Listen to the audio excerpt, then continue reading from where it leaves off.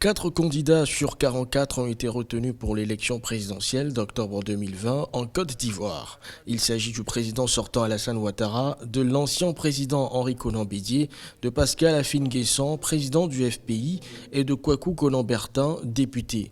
Les grands absents de cette liste définitive fournie par le Conseil constitutionnel sont sans surprise l'ex-président de la République Laurent Gbagbo et l'ex-président de l'Assemblée nationale Guillaume Soro. Considérant ainsi que le dossier de candidature de M. Soro Kibafori Guillaume n'est pas conforme aux dispositions de l'article 48 du Code électoral qui subordonne la validité de la candidature à la présidence de la République à la qualité d'électeur, laquelle résulte de l'inscription sur la liste électorale.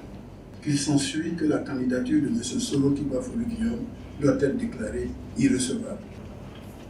Considérant ainsi que le dossier de candidature de M. Gbagbo Laurent n'est pas conforme aux dispositions des articles 48, 50 et 51 du Code électoral et doit, en conséquence, être déclaré irrecevable. La candidature du président Alassane Ouattara a donc bien été retenue aux grandes dames de plusieurs opposants ivoiriens.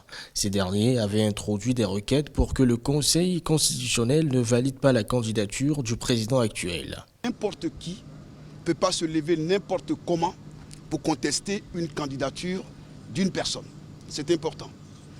Parce qu'on a tendance à croire qu'il suffit d'aller manifester une intention de candidature à la CEI et que de ce seul fait, on serait fondé à contester la candidature d'une personne. Le Conseil vient de nous dire, et épousant parfaitement notre lecture, que pour contester la candidature d'une personne, il faut soi-même avoir la qualité de candidat.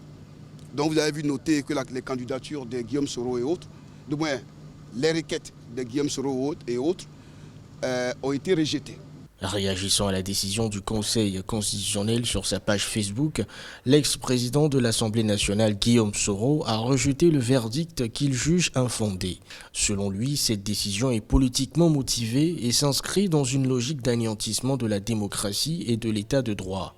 L'ancien président Henri Konan Bédié a pour sa part pris acte de la validation de sa candidature, mais dénonce également celle du président Alassane Ouattara.